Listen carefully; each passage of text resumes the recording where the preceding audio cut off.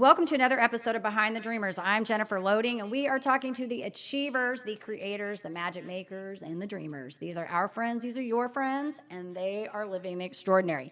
Today's episode is brought to you by Walt Mills Photography. If you are a creator needing post-production, consultation, or promotion, Walt Mills is your guy. Whether short films, YouTube production, photography work, or a new headshot, he can help you find a solution to match your needs.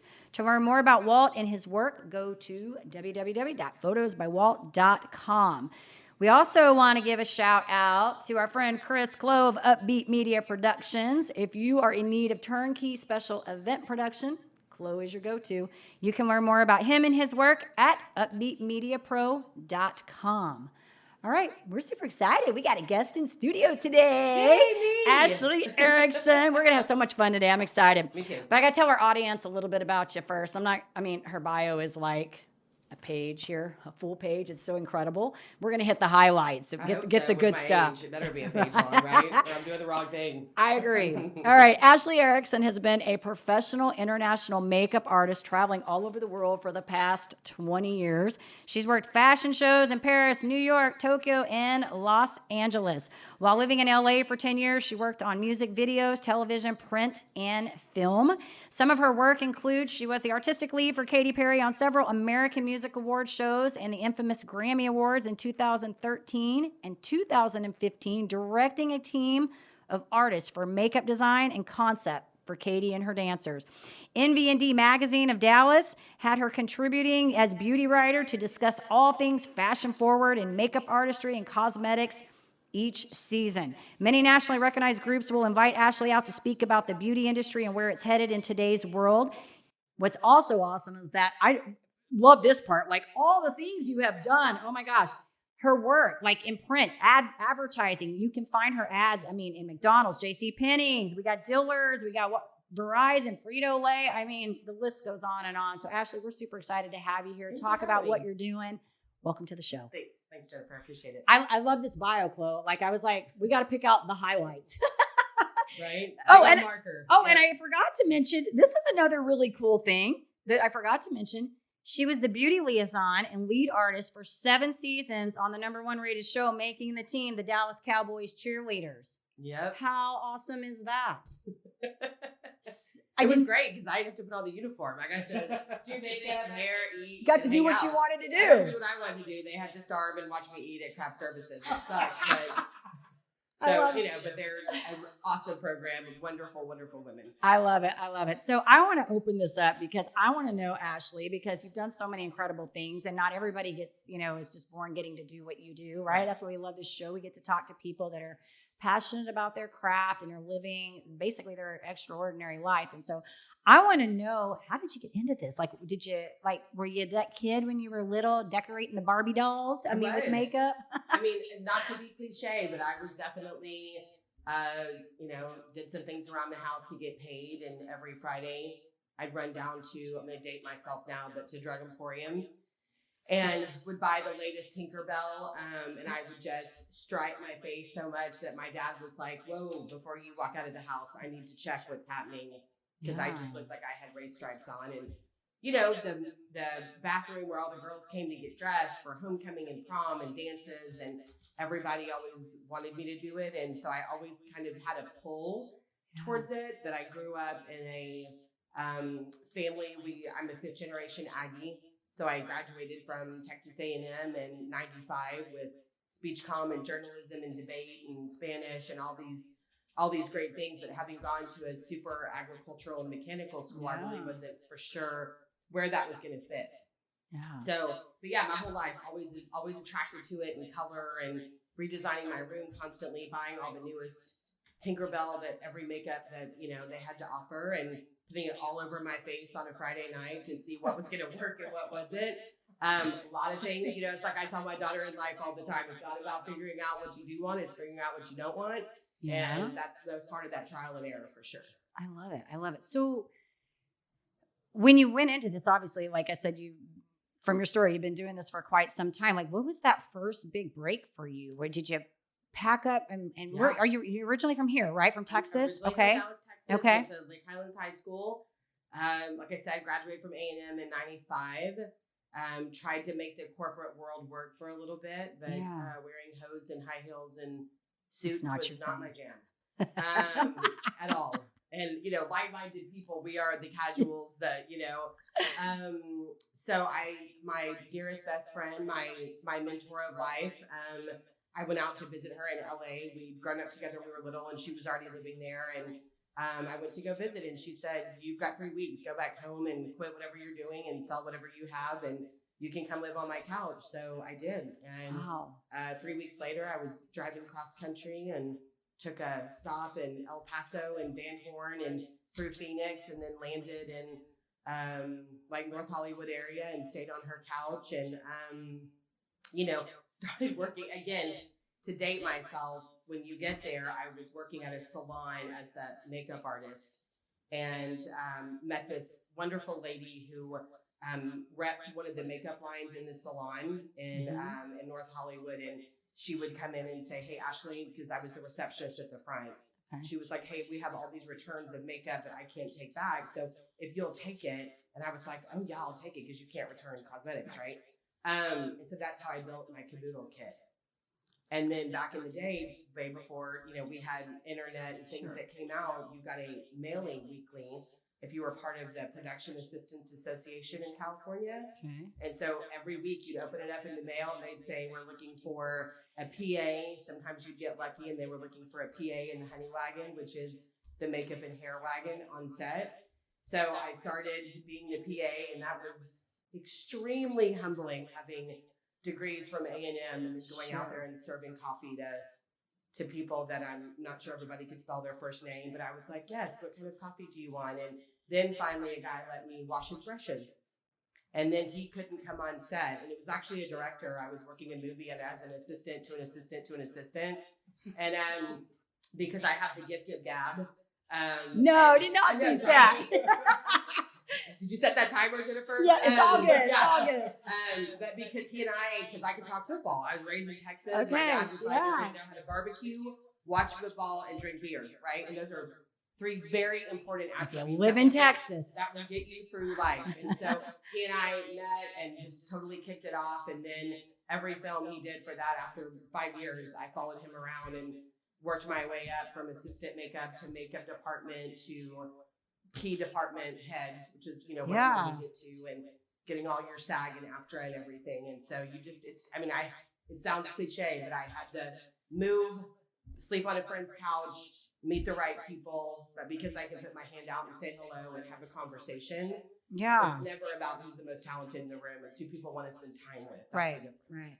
Yeah. Well, and I think the thing that's setting with me, and I don't know about you, Chloe, but I think when you mentioned earlier about, having the degree and then having to do this other kind of step back, be a little humble about having this and going, okay, this is what my long-term strategy is. Yeah. I'm going to have to suck it up. I'm going to have to just suck it up a little bit. And you know what I mean? Saying step back, because it felt like it was a charity back. I'm sure. Yeah. Absolutely. I'm putting that in kind. Yeah. Probably. My mom was like, "How did I put you through A&M and you're stepping back and getting coffee for people as a job?" And I'm like, "Just be patient. It's going to happen. It's going to happen." I just wanted to prove to you, Mom, that I know how to play the game. Right. Yeah. So they basically were like, "You've got 365 days to make this work, and if not, you need to come back." And I was there for 10 years, so it was great.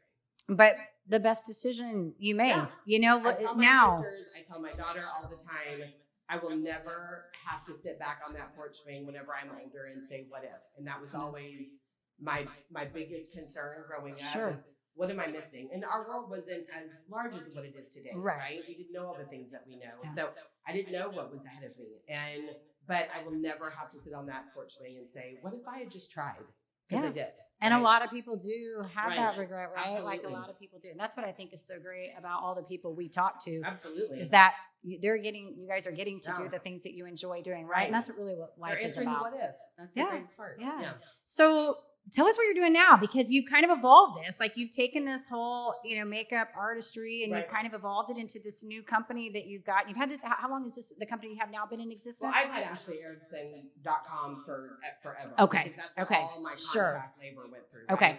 And then as my daughter was going and, she was a professional dancer for a while and had an agent, and we moved back to Texas because I wanted to raise her here rather than raising her in Los Angeles. but we were always traveling, and I was considered, you know, bi-coastal as a makeup artist.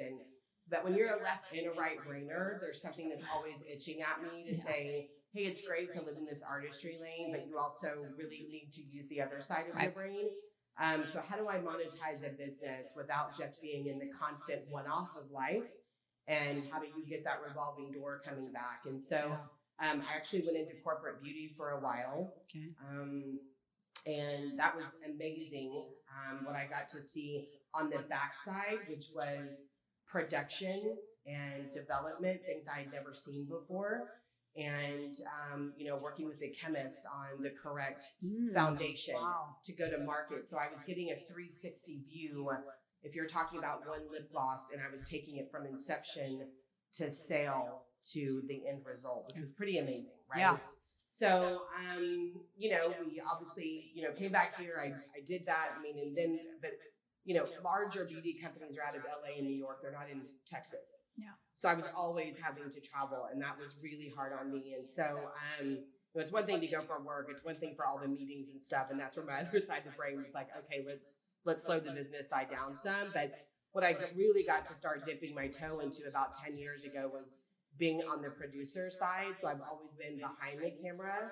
I'm the one everyone wants to make friends with because I'm the do or die that's going to make you the best you can look that day. Got it. But then be on the producer side, so you do get more of that business acumen. And I, you know, producer hires the crew and works with the client and makes sure that the end result is what is needed and there's clear messaging. And you're the networker, you know everybody. Right. And that was really kind of where I was going on this journey. It was not just the moniker of makeup, you know, but it was really like, she's a business person. So I really wanted more of that acumen to come in. And so that's what the corporate beauty world got me to, was understanding what's the business side, not just using the product and being behind the scenes, but what's the business side. And I really enjoyed that. So, but in end of last year, I mean, it'd been a long 8 years and I was ready to get back to just being Ashlee Erickson again. So I kind of relaunched it and started getting out and shaking hands and kissing babies and being the politician networker. And because I've got so many resources in my back pocket, you know, I knew I'd have great videographers. I've born and raised one of my makeup artists since day one. So that's a big one, is to be able to trust somebody to give that over to somebody. And then really reigniting and refueling the AshleeErickson.com as its own business, and then expanding that to Ashlee Erickson Production. Okay. Was more about, we have 20 different things that we can do for a business versus me just coming in as hair and makeup. So now I really want the moniker more now of being executive producer.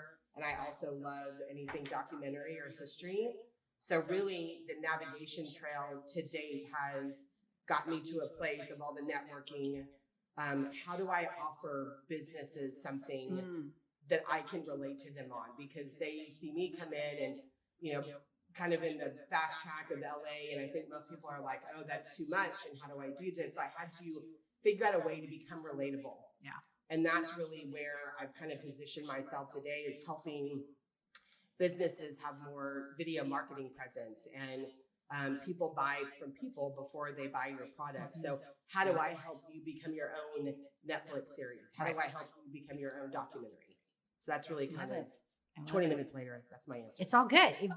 Evolution. I like it. I love It's an good. evolution But story. listen, you've been in the business for a while in Yeah. the industry, so it's okay that you took that time to do that, because you can. You've earned it. But you know, there's lots to give. I know you got a lot. And then, I know the day we met, it was so funny because I told Chloe we met at a networking event, and it was like, instantly, I'm like, I like her. She just has fun energy, direct, but I like the energy. And I think what's great is, you mentioned something a while ago about the left and the right brain, because I feel like that's how I operate. Yes. You feel like that? Like, we can be creative, but then there's that part of us that has to reel it in and say, okay, we got to think here logically, like, what are we doing here? You know, like what are we doing with the creative to make it work with the logic brain, you know? So well, especially to have this huge umbrella where you do a lot of things, but how do you hone that down? Because a lot of people don't understand production or marketing. It's a very blasé, blurry, gray world. And so what I found is I really had to hone in on, like we were saying, pinpointing that. And that's really what networking, when you and I met, has helped me do. Was it's easy. I'll never leave the moniker of makeup artist, because most people are like, oh, that's right, you're the makeup artist, right? And so, But I think really being able to hone that in and help businesses and help people get on this new digital highway, especially since COVID, because if you don't video market, you're left behind. You know, you know, if people they don't identify, they don't buy. They don't buy. Period. Right. Well, and I think that's always been the way that people identify with you, the person, right? There's just been different ways of doing it. And I think now videography is the way that we're doing that. Right. You know, it's been Absolutely. before it was more face to face, which we still do. I'm still old school. I'm the face to face person. Like that's how I sell. But yes, we are in the day and age now where this videography is important. That's why the TikTok things go crazy and everybody's using the reels. Yeah, I mean, I'm still learning. Every day is such a learning curve.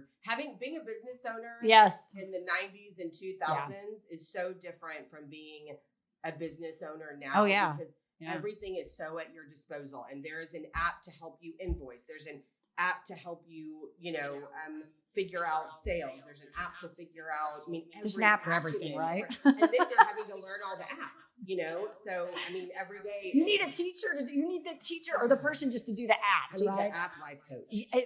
Yes, I'm not that person, just so you know. Because I don't know, technology and me, like, I'm like, here's the person. Can I just get you to do this for me? Like, can you do it for me? I just want to hand it over. I don't even want to figure it out. Like, I don't want learning curve. No, this is great. I love it. I love what you're doing and I love just the evolution, but I love it also. You're also staying true to your passion and what it is that you originally started with and just taking that and how do I morph that to be something in the business world that I can utilize. So great stuff. Absolutely. So you talked earlier about, leaving and going and sleeping on this friend's couch and stuff. And that may been the biggest challenge. But what do you feel like has been maybe the biggest thing you've had to overcome in this process, really, to get to this point that you're at right now?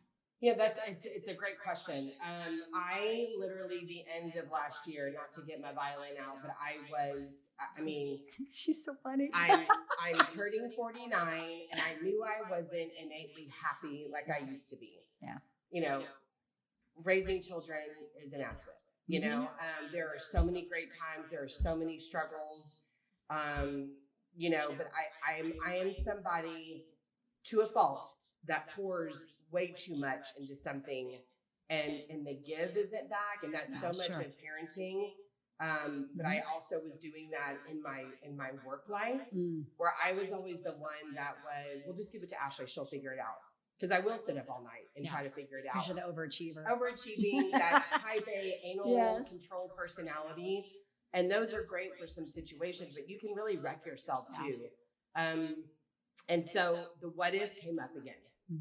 And it was another porch swing of saying, hey, Ashlee, what if you had never gone back and tried again? What if you just stayed in corporate? And not to bash corporate. There's a lot of people that need that structure. And it was wonderful for the point that and the purpose that it served. But the porch swing, analogy came up again. It was like, what if you never try again? What if you never do something different? What if you never take the last 24 plus years now and you don't make it all come together? Will you truly be happy? And I could tell I was starting to suffer at the end of 2021. We all were. We've been at the end of COVID. We've learned more things than we ever thought possible. Our brain is overdriven, but I was innately not happy and not having any fun.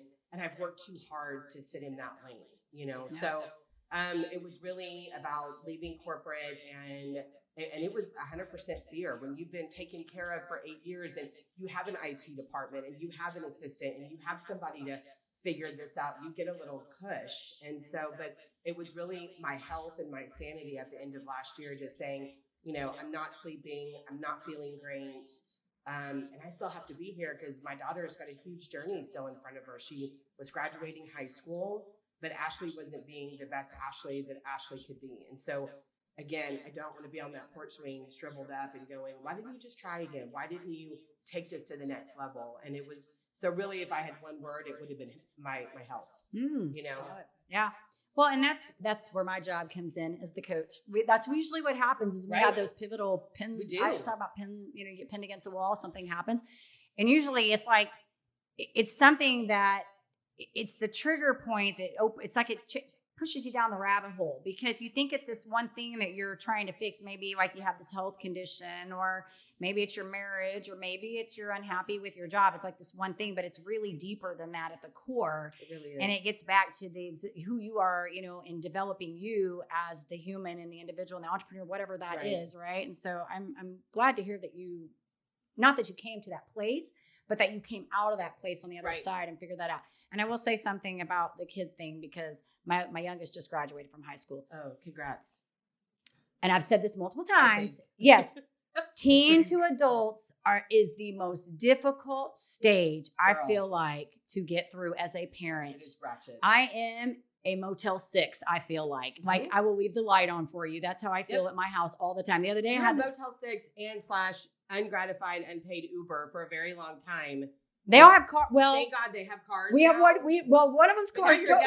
Yeah, one of them's cars totaled right now. So we are with one kid without a car right now. So yes, we have to give out the credit cards and leave the light on. And I'm like, I saw something the other day on TikTok. One of my friends is actually a parent coach. She was on my old podcast before. Amazing lady. She said this is like the number one thing she talks about with parents right now is this whole like teen to young adult age. And she said, when they're little, you go through diapers and bottles and all that, and you think it's hard, and it is, but you still have control. It's a whole new thing when they get to this middle, like I'm trying to be an adult, but I'm not really adult yet. Right. Well, so that's a whole nother conversation, right? But that is part of it. It was really hard to go from, like facilitator into warden. Yeah. What was a really hard. I like that facilitator. Yeah, it was a really hard transition. And I only have one. And she was like my ride or die, right? Yeah. And then it went into this, 2 ships passing in the night. And I was like, oh, yeah, I miss you, right? But I know you've got to go through this. They have to shove off the side of the pool, right? They do. They do. They come back around, though, from what I hear. We'll check in 4 years from now with each other. Maybe we got to all jump back on a podcast. Yes. We'll have a conversation about this. Yes, the fall of where all the kids are now. Like, where the kids are now. Or Ashlee and Jennifer drinking. Yes. Well, you said a lot of really great things in all of this, I think, and all this evolution and that you've done personally. What do you feel like you've learned through this journey? Like, what's been the big takeaway? Oh, wow. That's such a great question. I will say that I feel like I've taken away that I am so multifaceted and that I can really rely on Ashlee. I like it. And I think for the first time, we are so innately born with fear, right?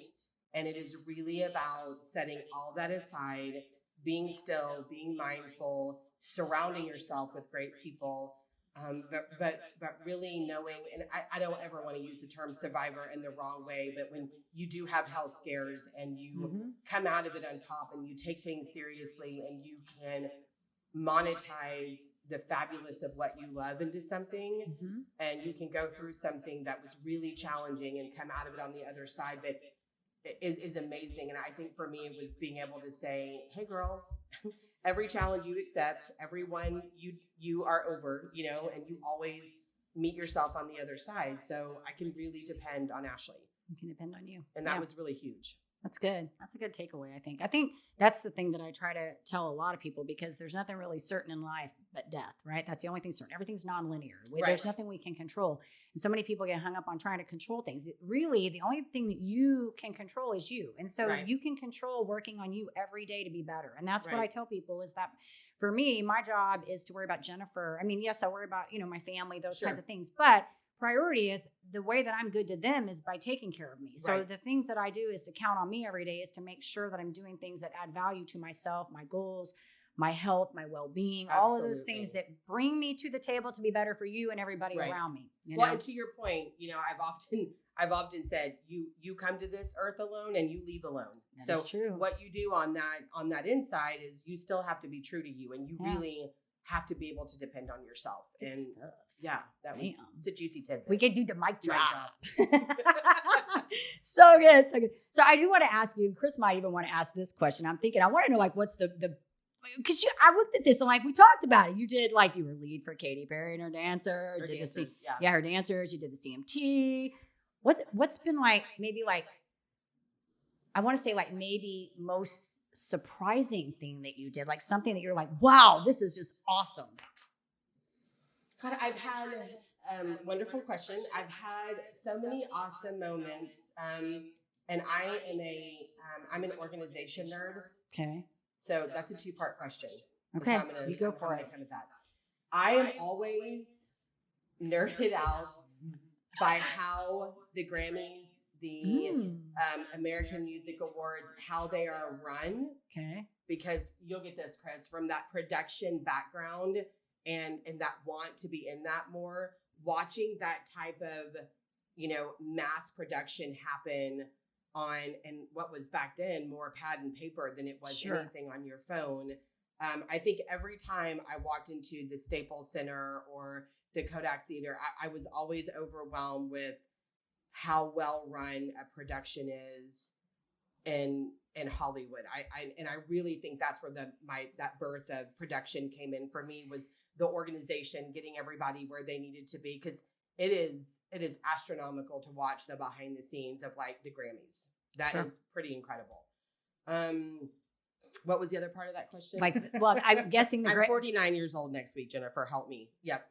If it makes you feel any better, I'm older than that. So you look like you're 12. So I'm gonna make you feel better right now. Yeah. I'm not excited about my birthday this year. Okay. Mine is next Wednesday on the 27th. This is great. You're looking good. You got great energy. It is all good. Just embrace it, right? That's what I say. Nobody has to know. We didn't tell y'all anything on this podcast right now, okay?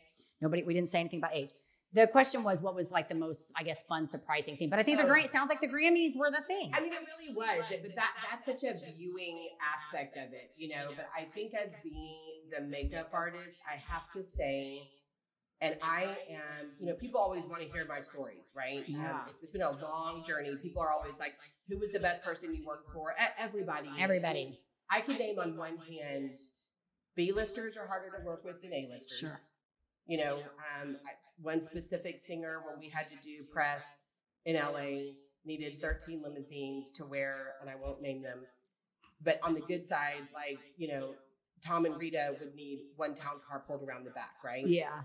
So there's those funny things, but I think being here in Dallas and doing a lot of press junkets, I loved what an awesome moment was I had with Chris Cooper and with Kevin Costner. And we sat down at the mansion downtown, and then Kevin and I were doing we were more on the road, but Chris was down at the mansion, and we were sitting outside and, drinking clove tea because he wasn't feeling well. And he said, what is the biggest theater school around here? And we were telling him, oh, it's SMU. And so he goes, well, call up their theater department and see, if I can go in. And they call, of course, they're going to, call everybody and say, even if we're not in class, come in. Sure. Chris, is coming in. And so we went in and he spoke to them. They came in, they're in the round theater at SMU. And he spoke for, 2 hours and just answered questions and was just completely lovely, to these students that so wanted to be where he's been, in his career. And then on the other side of it was watching firsthand how philanthropic Kevin Costner was with a girl he was making a movie with, and their family had struggled and dad had lost his job, and we're at the movie premiere something, and he just like hands him the check and was like, I don't want you to have to stress over the next year while we're doing press for this movie. And I think for me on the inside, because I'm paid to be quiet and to not make people a big deal, because they have to be comfortable, right? If I walked in taking pictures and freaking out, and, I wouldn't be good at my job. So I'm there to be a friend. Men we're called groomers when we're doing hair and makeup for men. And they don't want to say they have a makeup artist on set, right? So I come in as like, I know about football and I can drink beer and, what do you want to talk about, right? So that's where I get that repeat clientele, but it's really great to see how much actors love their craft, and how much they want to give back and how philanthropic people are, and being able to see the inside scoop of people, because I am quiet and will sit back and come in when needed and, be the friend, because the makeup artist has the first aid kit, we have the ibuprofen, we're the everybody, we're the mother hen on set, right? So being able to have that connection with people and see who they are away from camera is a really awesome experience for me. Awesome. She's fine. We could just be talking forever, I think. Okay, so we're going to do, this has been good. And I'm thinking we could go forever, but we can't go forever because they're going to get tired of hearing us eventually. So edit all that. No, it's all good. But we got to do I think we need to do a few rapid fire with her, don't you think? Just a few, because Chloe's probably going to have something he wants to ask you. So rapid fire is intended to be rapid. Right. It isn't always rapid, but we're going to try to make it Okay. rapid. Okay. Ashlee, let's see. You've traveled around. You've been everywhere. I'm going to ask you this question. Okay. Favorite destination spot? Traveling. For work, I'm assuming. You can be either or. If it's for work, it would be Tokyo. If it wasn't for work. For work. Did I say that wrong, Chris? No, Okay. no, I just like it. She's like, for work, it was Tokyo. I'm like, how many people get to go to Tokyo for either? You know, that's great. Yeah, It's did a great. lot in the, It's great. And then seeing Harajuku Street for the first time after only listening to Gwen Stefani talk about it on her song. Yeah. And then being able to go there and do Fashion Week and everything else was pretty amazing. Awesome. Non-work was when I took my daughter to Oslo, Norway. She speaks Norwegian, so I went and let her talk to her people and just tell her Nice. purse. It Very was great. cool. Very cool. Very cool. Very cool. You got one? First concert. Oh, first concert was Kenny Rogers. Kenny Rogers. Love it. Wow. He's on my wall. Is he? I have a Yeah. crick in my neck, so Yeah, I well- can't turn that far. It's 49. It's behind That you. age. It's on there. So- Yeah, 40. I was with my dad, and yeah, I mean, I have such a great memory and a visual of Kenny Oh, Rogers yeah. coming on So stage. awesome. We haven't had anybody say Kenny Rogers. That's Love it. it. First time Yeah. new today. See? That's Okay, awesome. great. Good question. Good question. Did you have another one? I do, feel like you have actually. another I do one. have one more question. So I understand where you're coming from, where you have to be everyone's friend and you have to lay low because they don't want someone geeking out. And when we go to concerts, we call those people punters, Right. you know. And so, out of all the people you've worked with, who is the person that you had the hardest time reeling that back? That you were like, you wanted to geek out, but you knew you couldn't. You're like, I want to be, I don't want to do it, and I can't. Okay, well, That's a I good don't- question. it was a good question. Tom Hanks is the first one that comes off because when you hear that voice come down the hallway and it's Oh. Woody, there's something about you that goes weak in the knees because that voice is so You want to impressive, sing it? right? You got a friend Yeah. in me. But I'm down there putting my cowboy boots on, and, I It's think so probably good. the biggest person that I nerded about wasn't even a client. We were at a party at Chateau Marmont in LA for one artist's birthday. And I came running around the corner because I think she needed something. And again, where I'm, makeup and hair people are always everyone's therapist and mother on set. And I ran into Bono like in his face. Oh, Like, I think we Ooh. made contact. If Like- I'm not recreating a narrative in my brain, it's like I ran around the corner and ran into him and squealed like a 10-year-old schoolgirl. Oh my You know? gosh. Because A, I just hit somebody, right? And then B, And I then you sit hit back Bono. and I realize who it is. And Yeah. I'm like, I'll never work in this town again. That's like it's so over. awesome. It's over. That was a good question. That is a good question. That was so good. I would have And there's thought about 100 that. more of those. Oh, I'm Yeah, sure, that too. is so fun. It's fun when you've had those kinds of experiences. Yes. You can laugh about them now, but you think, wow, like how many people never get to have that experience? You know what I mean? Like, I was you fortunate. know? I mean, moved to LA and Yeah, had a really that's good so group awesome. of friends that That's were so there, awesome. and I was super blessed. I think this has been fun. This has been good, Ashlee. So if our listeners want to get in touch with you, find out what you're up to, what you're all about, where do we want to send them? Website is ashleeerickson.com, and it's 3 E's in a row. We like it. Yeah. We'll make sure too, Ashlee, when this goes out, we'll make sure the website's in there. But I always want you to say it so the people that are listening can actually hear you say it. No, So. absolutely. But it's great because it's your first name and your last name. Yeah. Popped up her beautiful signature logo. Isn't it Thank great? you. Isn't it great? yeah, those are great people at Art Logo that did that for me. They She's can doing take your awesome. signature and do it, which is pretty awesome. Well, you're doing awesome things, and we're so grateful that you jumped on here today to share with us. I love all your stuff. Love your energy and Thanks for your having me. charisma and mojo Yeah. and all of that stuff. And so, like I said, we'll be sure when this goes out, we get you tagged, connected, all of those good things. Okay. Of course, we do want to say to our listeners, if you enjoy our show, be sure you give us a rating both on iTunes and Facebook because we can't do this without you. Hit that subscribe button on the YouTube. And we got to finish up with our final thought, right? In close, in order to live the extraordinary, you must start, and every start begins with a decision. You guys take care, be safe, and be kind to one another. We will see you next time.